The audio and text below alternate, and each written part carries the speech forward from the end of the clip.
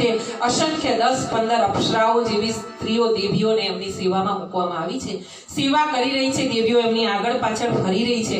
પણ સુખદેવજી મહારાજ એ વિરક્ત એવા ત્યાગી કે જેને જન્મતા જ પોતાના પરિવારને છોડી દીધો, એવા ત્યાગી પુરુષને શું અપ્સરા અને શું સ્ત્રી એ ખબર જ નથી. એને આત્માને ખબર જ નથી. બસ એને એટલી ખબર છે કે આ બધા આત્મા છે અને આ બધા પુણ્યાત્મા છે.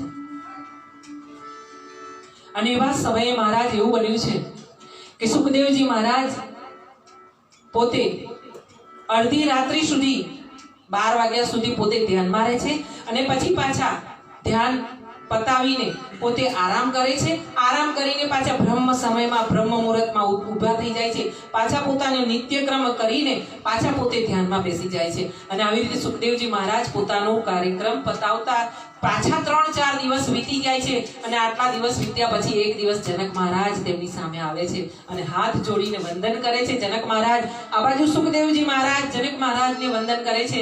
અને પછી સુખદેવજી મહારાજ એમ કહે છે કે મને મારા પિતા શ્રી વ્યાસજી મહારાજે તમારી પાસે મોકલ્યો છે, મને ક્યાંક જ્ઞાન આપો, મને ક્યાંક જ્ઞાન આપો.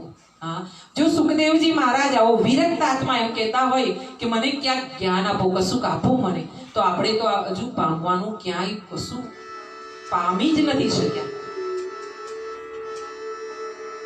આપણે હજુ આપણી શરૂઆત નથી કરી.